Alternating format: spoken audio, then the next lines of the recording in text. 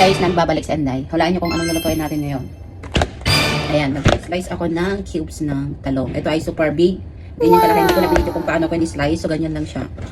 Ayan. So, nahugasan na siya. So, hindi ko na nilagyan ng water para, alam nyo na. So, first, patay ng malinis na lalagyan. And, maglagay tayo ng flour. Ayan, tadyahin kasi kailangan natin. So, nasa inyo na kung gaano karami. Ayan. Then, maglagay tayo ng cornstarch. Alam niyo kung bakit ako naglagay ito? Para crispy. Ayan. Madami kasi yung lulutuin ko. Then, maglagay tayo ng black pepper. Ayan. Madami para masarap. And then, maglagay tayo ng all-in-one seasoning kung wala magic sarap. Para malasa. Then, maglagay tayo ng salt. Tapos, ano pa? Haluin natin. Haluin natin mainis na plato. Magsiseparate tayo ng tikman muna natin. Magsiseparate tayo ng pangbalot natin. Yan na yan. Then, alam mo na, lagyan natin ng itlog. Ayan, bitagin natin. Halo natin dito. Ayan. Tapos maglagay tayo ng water. Ayan. Haluin natin maigi hanggang mag-smoke. So, ganyan. Hanggang mag-smoke. So, kulang pa yung water. So, ayan. Okay na siya. Ito yung tinira natin. Tapos, ayan. Ito yung cubes na talong. So, lagyan natin dito. Sampulan lang natin pero hindi na natin video lahat para hindi mahaba yung video natin. Ayan. So, kinakailangan haluin. Ganyan. Tapos, gamit na tayo ng kamay para matidrain siya. So, malinis naman yung aking kamay. Then, ilagay natin dito. Ayan. So, ganyan. Tapos, haluin. Ayan. Haluin natin ganyan. Tapos, pag na-coat na siya, pwede na natin lagay sa malinis na lalagyan. Dapat ganyan lahat. O. Lagyan na natin dyan. Ay, continue natin yung mga iba. So, ayan guys, ganito na siya karami. So, alam niyo naman, nabalot na siya ng ganyan. So, i-prito na natin hanggang mag-crispy. So, pakita ko sa inyo. Guys, bakit nagtaka kayo? Bakit ang lit nung flour ng nilagay ko? Nag-additional pa ako pero tatansyahin nyo lang ha. Start na tayo magluto. Ayan, painit natin yung mantika. So, naglagay lang ako ng ganyan lang karami kasi di pwede maglagay ako ng maraming kasi alam niyo naman, i-prito natin dito hanggang mag-crispy. Pagkakahiwa-hiwalay din mamaya yan pag crispy na. Hindi na natin lahat.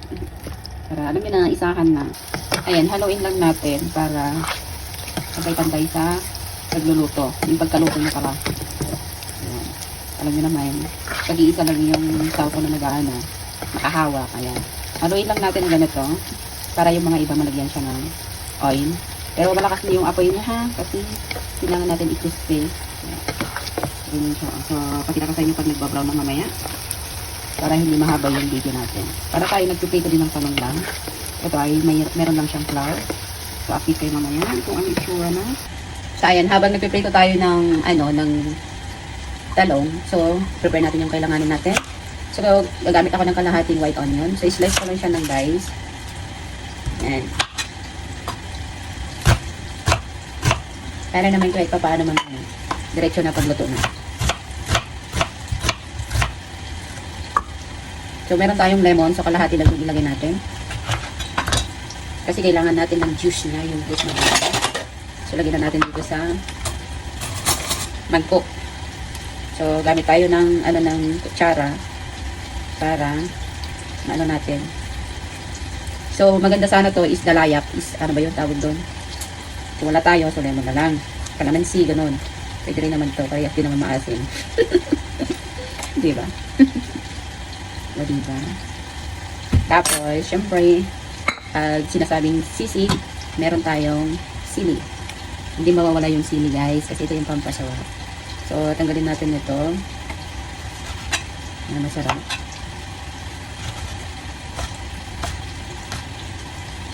Ayan. Ayan, after 15 years, luto na. So, ano natin? Haluin. Malapit-lapit na. Ayan, sakto lang yung nilagay natin ng tita kasi ayan na, tayo na. Distress ka na. Lutuin pa natin. Ulang pa. Guys, okay na to. Patay na natin yung kalan. At i-transfer na natin sa malinis na lalagyan. Ayan. I-drain na natin yung oil niya. Ayan. Ganito na siya. So, i-drain mo natin para matanggal yung oil niya. Ayan. Pag malamig na siya, pwede na natin lagyan ng ano niya. Super hot pa kasi. Tikman natin kung crispy. Ayan. Tikman natin kung crispy yung talong. Sarap. Ayan. Start na tayo maglagay ng kanina. Ayan. O, diba? Crispy. Ayan, maglagay tayo ng onion. Then, lagay na natin yung sili. Lagay na natin yung lemon. Ayan. Baka may sama yung buto. Ay, nasama na. Okay na yun para dagdag lasa. Then, maglagay na tayo ng mayonnaise. Any brand na. Kung anong gusto nyo. Tansyahin kung gaano karami. Ayan, okay na yan. Then, haluin natin ng bonggang-bongga. Ayan, may halo mag-utsin. Ayan, nahalo na mabuti. So, tikpan natin kung tama na yung salt. Kasi, hindi pa ako naglagay ng salt. Kasi doon sa pay flour kanina, naglagay ako ng salt. Tikman natin. Sarap. Ayan, hindi na tayo maglagay ng salt kasi parang hindi naman tayo kakain ng super alat. So, sakto lang yung lasa, guys. Lagyan na natin dito sa plate. Parang bongga.